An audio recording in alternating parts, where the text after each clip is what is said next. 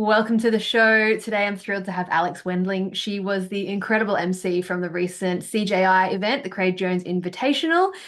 She does have her own YouTube channel as well, where she shares a lot of combat sports news, and she also practices Jiu-Jitsu for herself. So welcome aboard, Alex Wendling, and I hope you guys enjoy this episode. Morning. Hello, hello. How are you? I'm good. How are you? I'm so good. Just at home here in Virginia watching some TV, so relaxing. What about you? Nice. Well, I am on my second cup of coffee. It's only 7:30 in the morning, and I know that's probably not that early for some people, but I'm like a 6 a.m., 6:30 wake upper. I'm not an early getter upper at all. I love that. Where are you located? On the Sunshine Coast in Australia, so about an hour north of Brisbane, if you know where Brisbane is. Oh, that's awesome. And you got connected with Fionn because you're trained Fionn, right? Yeah. She's on my one-on-one programming, which I is love like that. awesome, so good. But yeah, she's been on there since about I'm gonna say March. I think she started with me. Yeah, and that I was love just that. like she just randomly messaged me on Instagram out of the blue, and I was like, "Well, you're my ideal client." Yeah, right. They'll stick to it and be the Yeah, number one person to get everything done. Oh, that's amazing. And it definitely worked. She looked amazing at CJI. So I know she's and yeah. everywhere. Yeah. But yeah, well, her nutritionist is a lady called Lindsay Doyle, I think is her last name. She's female fight nutritionist on Instagram, and I just love her whole approach. I'm actually trying to organize a chat with both of them at the same time because it was just so well executed. Like Fionn looked great, she was still strong, so yeah. Yeah, it definitely would have been interesting to see if she competed at under 55 kg because I know people were like making a big deal about that. I'm like, she's got it, but having that nutritionist, I'm sure, definitely keeps her all aligned with everything. Yeah, for sure. And Lindsay's great. Like she's got such a good approach to the cuts and stuff. And yeah, I think it obviously worked really well. Like she just looked so strong going out there. Crazy. Yeah, I saw her post something about like, what is one of the biggest misconceptions people have? And she's like, people think I'm really tall because I think I have like big shoulders or something like that. And it's funny because when I saw her originally at an airport, I too thought she was going to be tall. So it's so funny that she's just like this small girl, but she's just like ripped. Just Because I'm jacked. sure, yeah, she's just jacked and like in the best way. It works so well for the judos and the head and arm throws that she's getting. Like Yeah. it's the way it has to be. And I love how she's so I don't know, like the way she talks about Ronda Rousey, like seeing someone with her kind of build, like being portrayed in the media as, beautiful and that's hot, like that Yeah. type of strength. Like she's always been super vocal about that. And that's something I love about her, but I could fangirl about her all day. So Same. Yeah, no, it is awesome to see. I was literally saying to my partner the other day, like I'd love to see more like strong. I know that there's a lot of strong women, but I mean like women that really look strong, like which would be maybe some people might consider them bulky or something, but I love it. Like muscle mass on women just needs to be like celebrated more, I think. I So think good. so too. I'm gonna move somewhere because my mom's making mashed potatoes, so I don't want that to get in the Yum. background. Yes, we're having mashed potatoes and some steak. So Perfect. That's my kind of dinner. it is. I used to date and live with a vegan, so being able to come home and eat meat has been extra. Like unpopular opinion, but I'm not sure I could do it because I eat too much meat and I would feel bad cooking the meat in front of a vegan. Oh yeah, no, it was the worst. But once you're actually in it, it's not that bad because you get used to everything. Yeah, But that's true. yeah, it hit a point where I was like, no more, But okay, hopefully this is decentish lighting. Let me see if I can. Okay. Yeah, looks pretty good.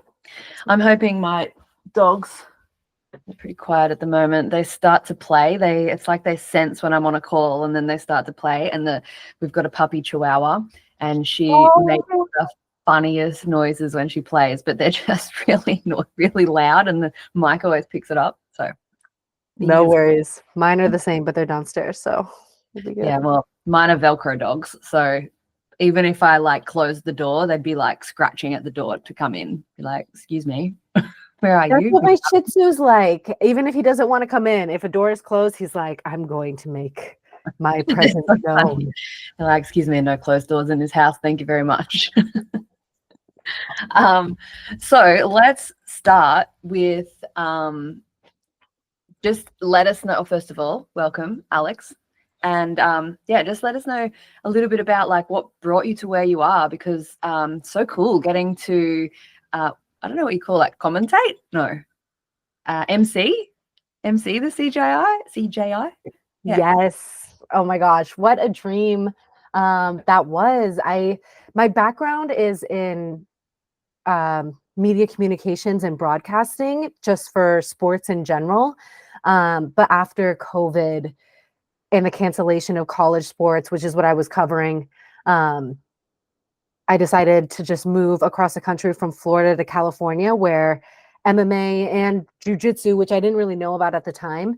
I came for MMA specifically because closer to Vegas. And then, yeah, I just started going to random Jiu-Jitsu tournaments and interviewing anyone that would let me interview them.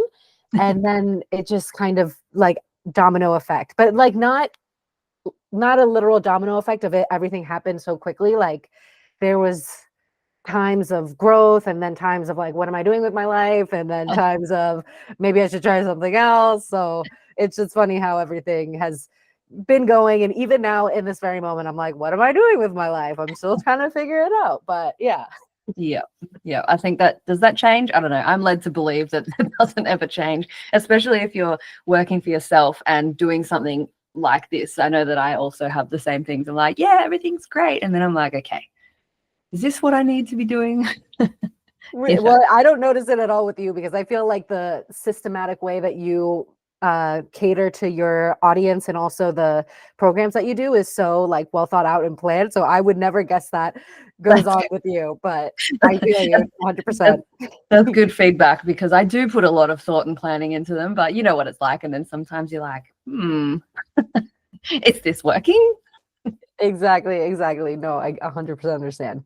Yeah, cool. And so you said you didn't know about jiu-jitsu but like prior to COVID. So was it when you moved across, that's when you started jiu-jitsu? Yeah, so I knew of jiu-jitsu just from watching the UFC, but I didn't practice jiu-jitsu until 2020. I was more into striking. I feel like everyone says that at first because they just love like the workout of it. Yeah. And I also just didn't have the right environment. I was at a Muay Thai gym that offered jiu-jitsu, and sometimes I feel like when that is the offering, sometimes the jiu-jitsu is not that good, or it's not as, made into a program that's good for beginners, or whatever the excuse was at the time. I think I just honestly didn't like being that close with people. Like just getting used to the martial arts world and striking was very fun to me. And then I think in 2021 is when I finally found the gym that I was like, oh, I kind of like this a little bit more. And I stuck to it. And then kind of just stopped doing striking for a little bit. So it was like either one or the other. Like it was never like being able to do both. Like my body could never handle doing both at the same time, because when I did become obsessed with it, it was like every day for multiple hours a day kind of thing, because I was 21 and young and could do that. Can still kind of do it, but I feel it more. Yeah. I understand. And then the obsession gets real, and then before you know it, you're like, oh, well, that was too much that week. Yes. I just got done working out with Tatiana Suarez and Vanessa Demopoulos in like a pro wrestling class, which I technically shouldn't be in, but I know the coach, and I was just visiting, and he let me do the class, and it was just so awesome being able to work with pro athletes, like feel their pressure. And I don't know, it's just so different because I was in Costa Rica where the gym was like all white belts, and it's crazy because not sometimes, you will always feel, in my opinion, more safe working with a bunch of pros, even though they could completely murk you, than working with a bunch of new white belts, because it's just hard to like, I had to put on my like teacher cap and be patient and stuff. And sometimes I Yeah. just like being the person who is learning from the Oh, pros. So 100%. And also just keeping yourself safe with some new white belts is, you know, you have to consider that more during your roles. You know, what are they yes. about to throw themselves onto here? Exactly. So luckily all the white belts that I was working with were like around my size, but like even dealing with some of the other white belt men that were around, we would just be drilling, and it's just so funny like where they're putting like all this full force into things that is like supposed to be flowing and stuff, and I'm like, I'm not going to say anything. I'm going to let the coach handle it. But Yeah. like running into people off the mat, just not being spatially aware, like that's something that comes with time. And I'm Yeah. so thankful that I've had people be patient with me in my journey. And that's why when it's from the opposite perspective, I'm like trying to be patient with other people, but I'm also very aware that like you can't spend too much time at places like that or else you're risking your own safety. So that's why like I'll pop into gyms that are like primarily like white belts and stuff, but if I can find a gym that has like a mixture of everything, that's where I gravitate to, because 10 Planet Vegas right now I get all like the best rolls and the best looks, so it's been Yeah. awesome. Yeah, so good. I mean, you know, you never want to be the most skilled in the room, do you? That's you know, if you can learn from everyone around you, so good. Exactly. Yeah, if I'm the best one in the room, oh, there's probably a problem. So not actually, but you know, I know what I I can know see what you're there's saying. some really new schools, so certain schools are just beginning and stuff. But yeah, I definitely don't try to be the best one in the room because that wouldn't be very good. Yeah, I hear you there. So you were a reporter prior to starting jiu-jitsu and everything, and then so was there any like specific moment that, other than like obviously you said COVID happened and stuff, so what was the progression into, do you still cover like college sports and stuff, or is it just pretty much combat sports now? So since COVID, it has been so heads deep obsessed with covering combat sports, and not just jujitsu, but my YouTube channel really started to blow up once I picked that as my niche. Yeah. And it wasn't even like a strategic thing. It was just a genuine, I find this interesting, which is Yeah. really surprising. Like I just found the personalities in jujitsu pretty interesting, which I think a lot of people might not agree with, or I don't know. I Oh just thought no. like the storylines going into jujitsu, but then also I think it was my own interest in jujitsu. Um, yeah, I don't know. And then maybe it was just like the reactions that I was getting from covering it. Like I just found like a very specific group of people would always be returning. Yeah, And so okay. I guess like building that sense of community, I was kind of like, oh, well, this is kind of fun. Um, but yeah, I don't honestly, maybe it wasn't even that, because for a while there, the jujitsu stuff wasn't really hitting, and I just kept doing it because I genuinely was more interested. So yeah, it kind of just became like a side hustle, because all of my main monetary gains were coming from MMA Yeah. coverage. But like my interest was in jujitsu. So like I would spend extra time Yeah. doing jujitsu stuff. Yeah. That's cool though. Like it's always, I feel like it always works better when it is that genuine natural progression into the thing. Like I had the same experience, you know, with my coaching. It was just like this genuine natural progression, and then it's been the thing that's actually led to a proper business, you know, versus what it was a few years ago. So yeah, I can definitely relate to that for sure. Yeah, Yeah. 100%. Yeah. So how many times are you training a week at the moment? Are you sort of still currently obsessed with jiu-jitsu? So in this particular week, I have not trained once. I'm about to get a week pass and ideally go 2 times a day, which is what I was doing when I was in Vegas, again, for just like the week that I was there. I've kind of just been bopping That's a everywhere lot. recently. Yeah. That's Yeah, it has been a lot though, but I mean, when I was most consistently competing, and it would probably be like 5 or 6 times a week, once a day. But now that like my schedule is just so unpredictable, and it's about to be not as predictable, I think. I don't know. See, that's the thing with like being a reporter and freelance, is that you'll get a call and be like, oh, well, we need you here, we need you here. So it's like so hard for me to have like this nice routine which I crave. But I also like, I don't know if I crave it because evidently I haven't been choosing that life.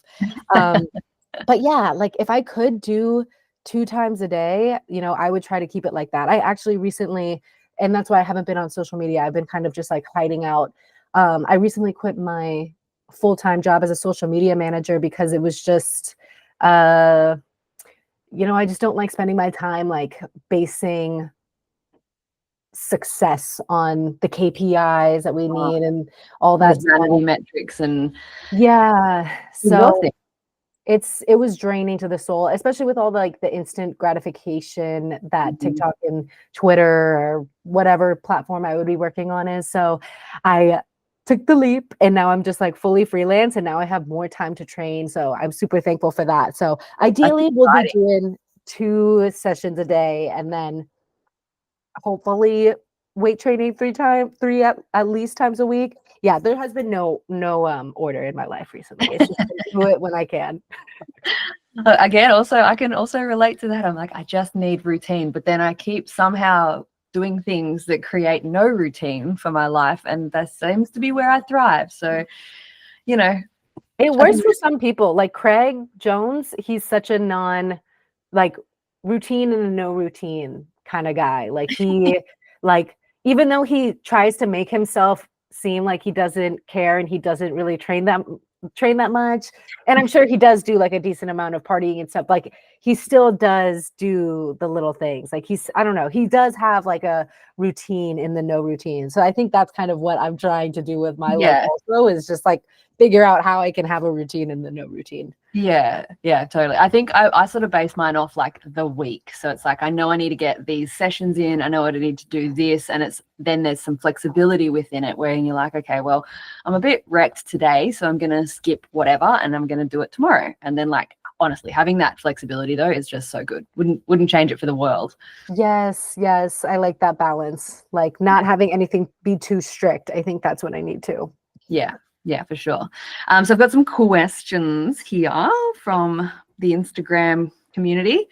First of all, let's talk about your competing. What was your or is your favorite submission?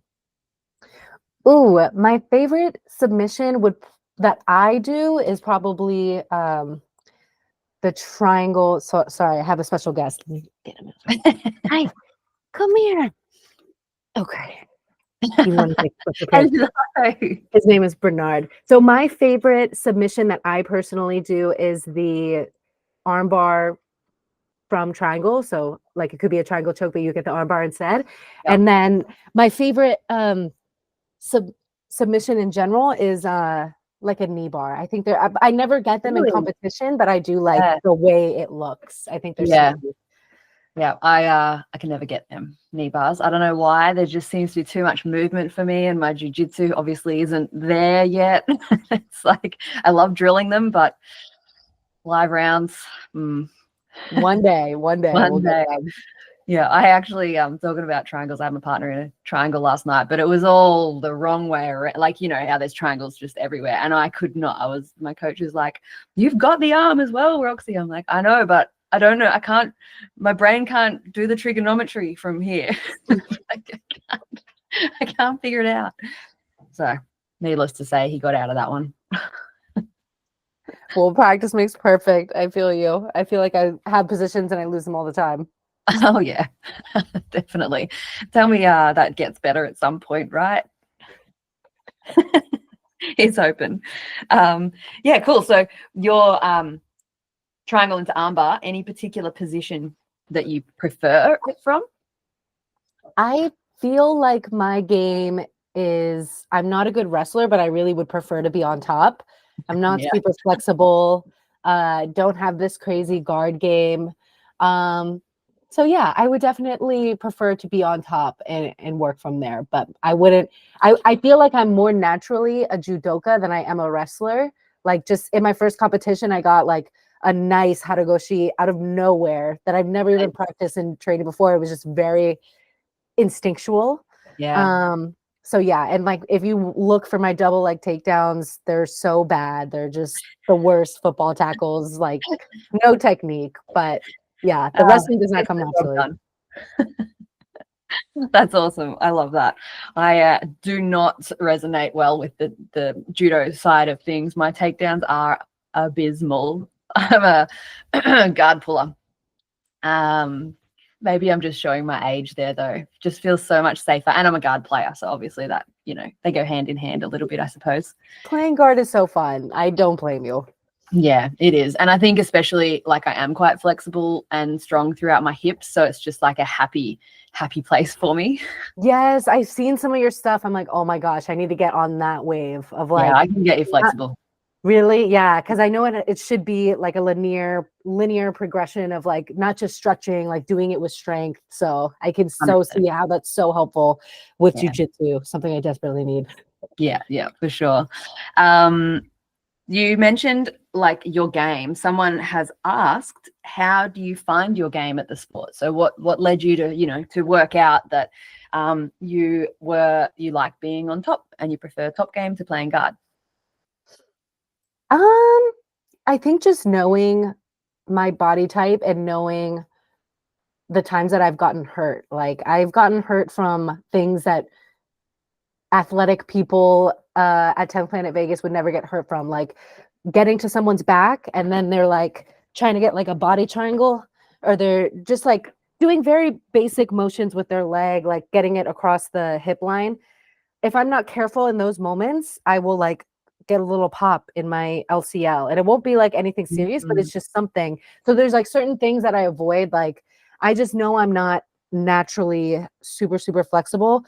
And yeah, I'm kind of like a dense girl, like in my upper body. Like I don't have a very long torso or anything. So I think just knowing my body type and how I can use it the most efficiently.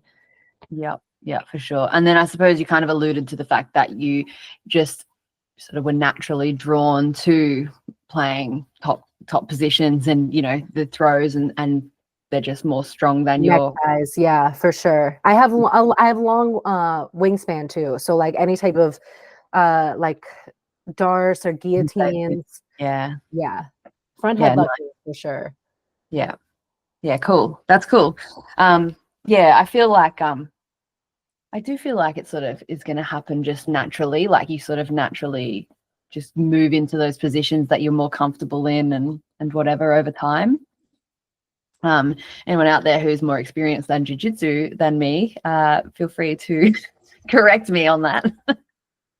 I had an interesting one here. You mentioned, you feel like your knees, you don't feel very flexible and you feel like you're prone to injury in certain positions.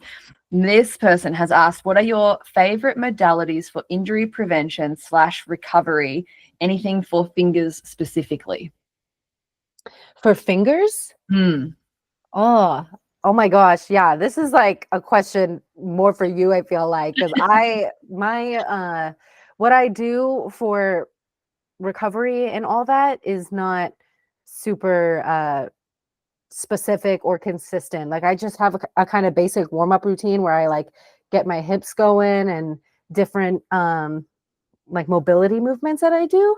And then I lift. That's about it that I do for prevention. I used to do like ice bath and sauna and different things like that, but other than that, mainly just like mobility. I'm trying to get more into like mobility with strength, like using weights while stretching and different things like that. But yeah, I don't have anything very specific going on. Yeah, cool. And finger injuries, have you ever injured your fingers? Do you have anything that you feel like you do to avoid injuring your fingers? I don't do anything for my fingers. I broke my hand in my third competition and it still is like, I'll like try to get it to go straight and it just doesn't really go straight that much. In basketball, I used to like jam my fingers and stuff. But knock on wood, I don't really get too much situations with my fingers. That's do you train mostly gi or no gi? No gi. No, yeah. So that's probably why. I wonder if this person trains more gi, because it definitely, can wreck your fingers and your grip and lead to elbow injuries and stuff. So I'm going to add my 2 cents on that question as well for the listener. When it comes to injury prevention, like you sort of were suggesting before as well, having strength through your range of motion is just so important, especially for a sport like jiu-jitsu. Being flexible is great, but having the strength throughout that flexibility is going to help you prevent more injuries, because if someone, falls on your legs weird, or they send it on a knee bar or something like that, you're more inclined to not have, if you do have an injury, it's not so severe, because like say something snaps, it doesn't snap so badly, I suppose, is a way of saying it. So yeah, building that strength within your flexibility is just so important. You also have an increase of blood flow there. So if you injure yourself, you generally will come back a bit quicker than if you were, stiff or not as strong within those ranges. And that'll sort of help, bring you back to baseline essentially. And then when it comes to recovery, I think everyone has a different capacity for how much they can train and get away with and continue to train. And I find at the start I've been talking to a lot of girls lately who have been saying how much they train each week, and it's a lot. It's a lot. And I feel like at the beginning it might feel like it's okay, but it's maybe not sustainable, just depending on your background and your current capacity. So when it comes to recovery, sometimes you can do some movement. Personally, I like doing some light mobility stuff. That always makes me feel better. But if that's already beyond your capacity, honestly, you might just need a day off of everything. Maybe go for a walk, make sure you hit your protein, your water, and your sleep.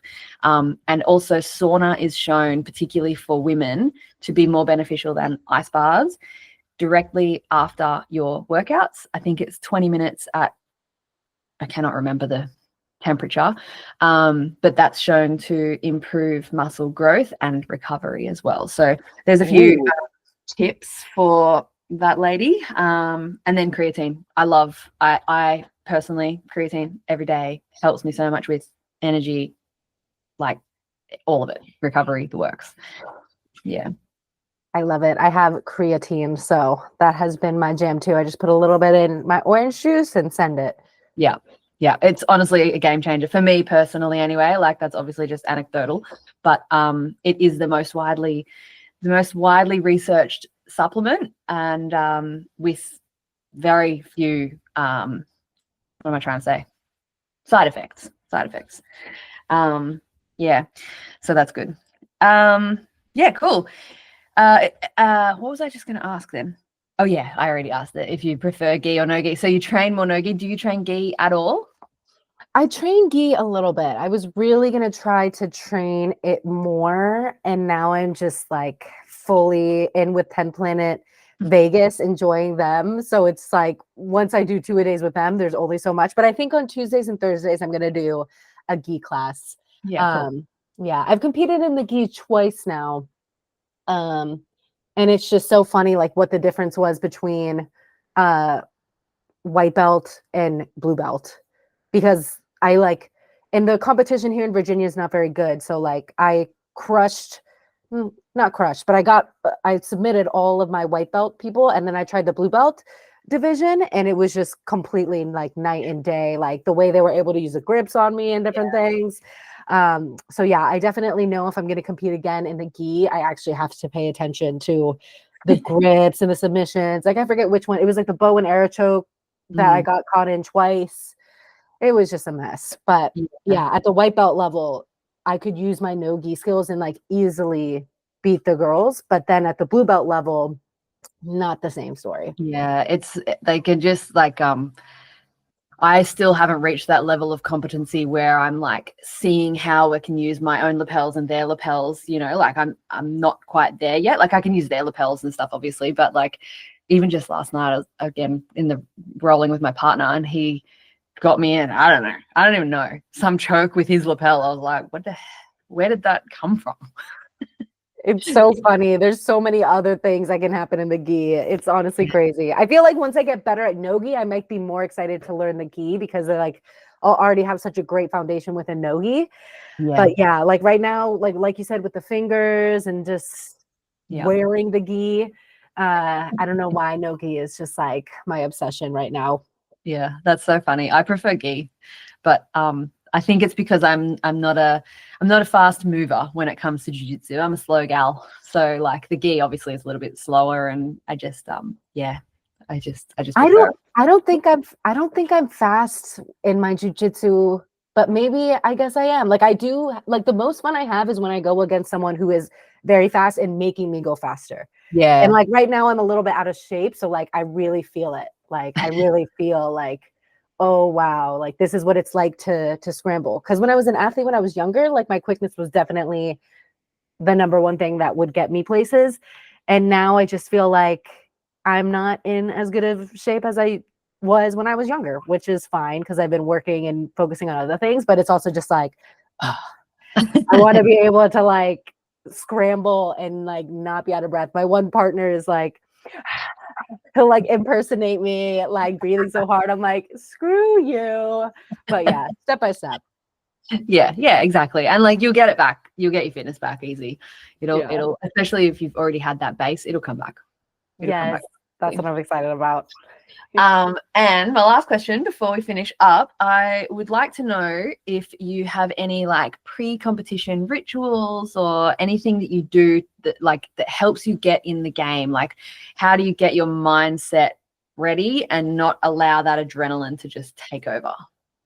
So, oh my gosh, I feel so bad because I feel like I'm not a good competition, like competitor person to talk to. I feel like for me, I try to make sure everything is prepared the day before, like what I'm wearing and all those things, so I don't have to worry about it the day of. I like to like sleep in as long as I can, whatever the competition is, because I just like to not be in the space to even be stressed about it. And then if there's like 2 hours before the event or however long I have, I don't know. I kind of just, I do like a little bit of breath work. Um, I don't know. I guess I would just say breath work and visualization of what I know I'm capable of doing. I think those are my two things that I would do. And I don't really like to listen to music because they're like calling out names and different things. Like I just like want to be in my own mind. Um, And so, yeah, I think for me, it's just the deep breathing, visualization, and like reminding myself that I want to have fun. Because there was like a while there where I was just making it. Why was I stressing out over this like white belt competition that I'm paying to do? Like, why? What is the point of doing that? Yeah. I should just enjoy this and have fun. Like competing is the most fun part about jujitsu. Like this adrenaline and this anxiety is the same as excitement. So I just have to view it like that. And I think that's what's really helped. Although at my last one, I was definitely battling just the emotions of like my first gym breakup and then competing without like a coach. And my dad was like in my corner who doesn't know anything about jujitsu. So like that was the mental block for me. So that's when I really had to be like, okay, just visualize what you know how to do. Like this is more of like, I'm not really coming for the gold here. I'm just coming to compete and like get back out there. So yeah, I definitely would say the visualization and the breath work helped me get through that one. Cause I actually was so defeated after the gi, after coming back and then doing it in the gi, that I didn't even do no gi after. Like I was just like, that's enough for me. Like I want to get back out and compete when I have a team again and have been practicing consistently. So yeah, that was kind of a long-worded answer, but Yeah, no, that's awesome. Because like there is no wrong answer, right? Like everyone is so different. And I feel like people will have takeaways from that. And visualization is just so powerful as well. Like most of the top athletes in the world and sports people, they all use visualization, right? Like it's such a powerful tool, I think, anyway. yeah, and I didn't even know about it until like high school, really, when I started reading about athlete visualization and mentality in general. But being able to use it, it's much different in basketball, which is the sport I used to play, versus like jujitsu, because that's one-on-one. Like Yeah. if you're not visualizing the things that you're going to be doing out there, things can get crazy pretty quick. But yeah, that's definitely my piece of advice. Yeah, that's awesome. And do you go in with a game plan? Do you go in with, you're going to try to do a certain takedown and then, do you have that kind of game plan? Not really, just because I haven't been training very specifically, but I'm sure if I got back on a routine of training very specific things, I would do that, like takedown wise. But recently my wrestling has just been so bad. I'm like, all right, let me just go out there. And I haven't competed since my last one, which I think was in maybe this summer. It was before CJI. So there was literally no game plan for that. I thought that I was just gonna be able to like go in there and do well, and that wasn't the case. Like I was super out of shape. I kind of just figured since I competed in Virginia last time and everyone wasn't like I was able to do well against everyone in the white belt division that like maybe I'd be able to do it here. So yeah, there was no game plan. The next time I compete, I want there to be a game plan. Like I want my coach to be saying something like, okay, we're gonna do this or plan B, plan A. Like I want there to be more of a game plan. But yeah, recently there has been none. I think there's still value in doing the competitions if you are someone who wants to compete and just doing the competitions for the sake of getting practice at doing competitions as well, So I think that's she's gone.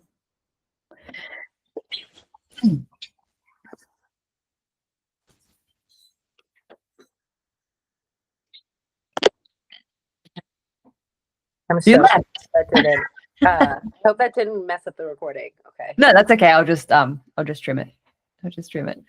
But yeah, I was just saying I think it's for someone who wants to compete anyway, I think just ticking off those boxes and getting some competitions done is like, super valuable anyway. And then you can figure out like how you want to compete in the future and what you need to do to be successful. Yes, I feel like competing and being consistent about it, like when you decide that competing is what you want to do and you're doing a competition every month and you can see every month that there's progress, that's like one of the most satisfying feelings. Like that's what 2022 was for me. And that's when I was like doing it to the point where it was becoming a little bit stressful because I was like, I want to do better on this one. I want to get all subs. I would have like specific goals. And like that's what honestly made it more fun.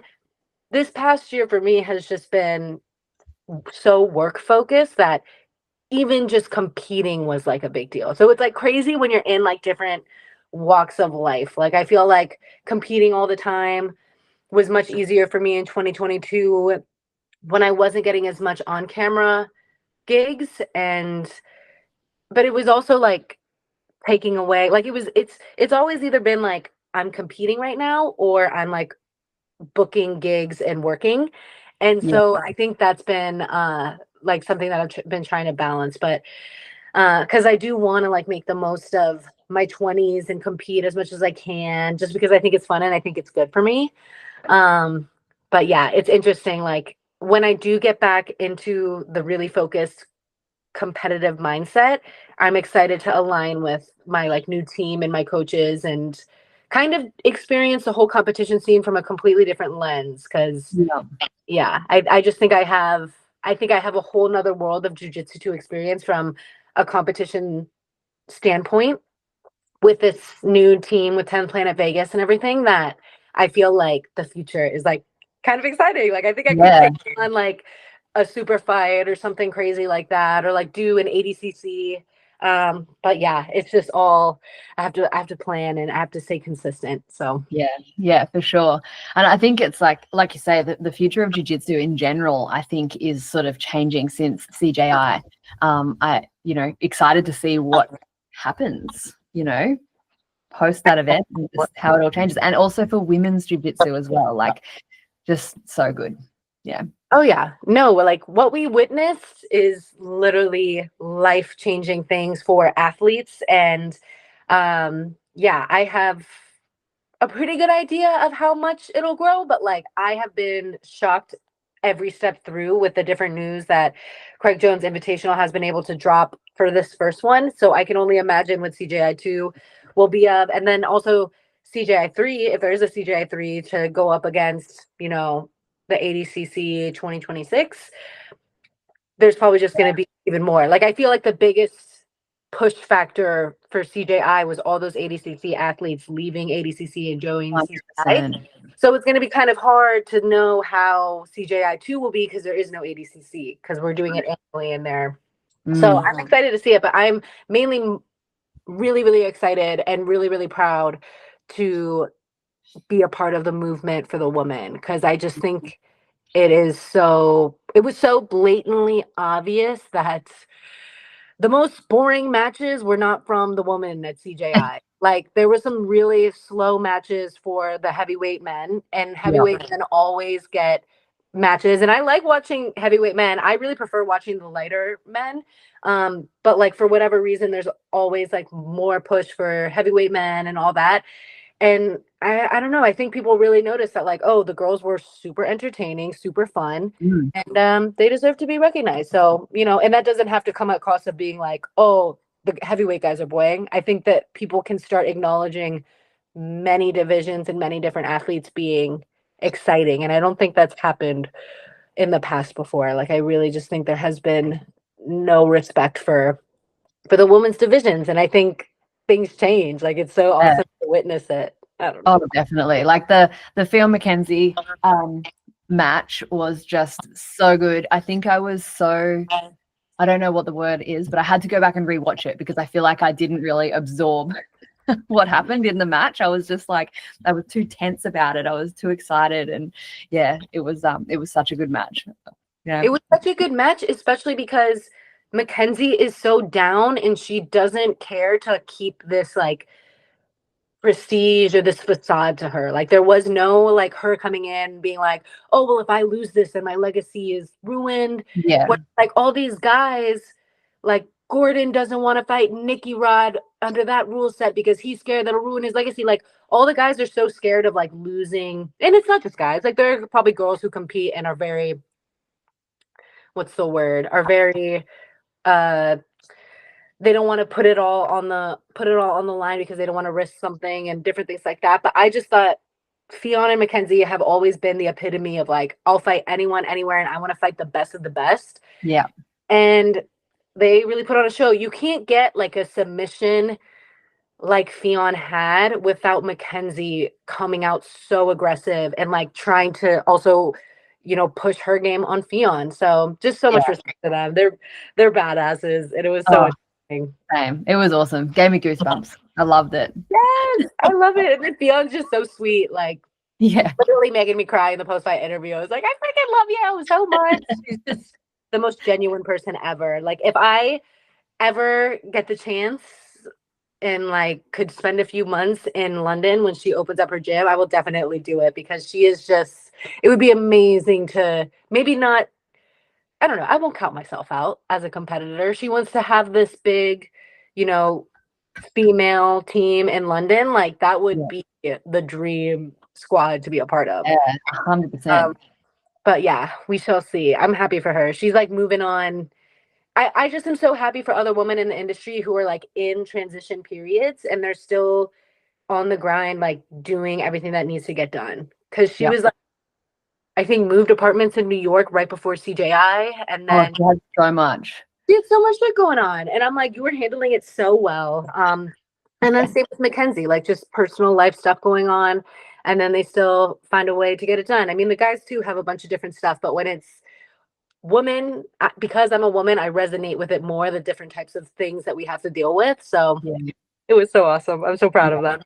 Yeah, same. It was very cool. It was so cool. Were you there, or? No, I was this close to buying a ticket just on my own, just go to Vegas to watch the CJI, but I didn't end up going. But I'll have to go next year. I was kind of kicking myself that I didn't just pull the trigger and just get it sorted. But yeah. Oh well, next time. Free YouTube live stream, can't complain. I know. So good. Yeah. So good. And before we go, is there anyone that you want to sort of shout out to, or anything at all?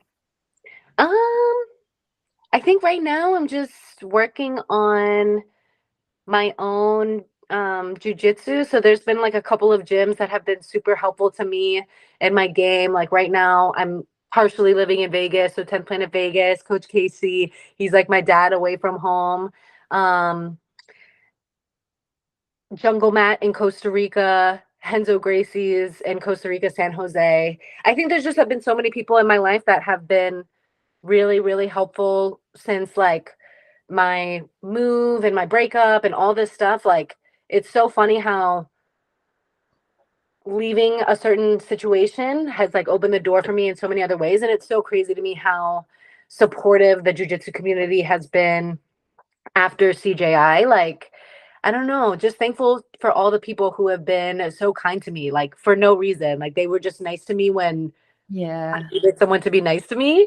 So shout out to all those people. They know who they are, who, you know, kind of picked me up when I was like down. Because I feel like I'm in such a good place now, and I feel like I'm ready to really just like focus on myself and compete more. So yeah, just all those people. Ah, that's awesome. I will link your Instagram and everything in all of the details on the podcast. But thank you very much for joining me. That was an awesome chat. Great to get to know you more. Thank you so much. I really appreciate it. Yeah, I never do like interviews where I'm the one being interviewed. So I I know. appreciate you calling me. Yeah, no worries at all. Awesome. I'm just going to stop the recording.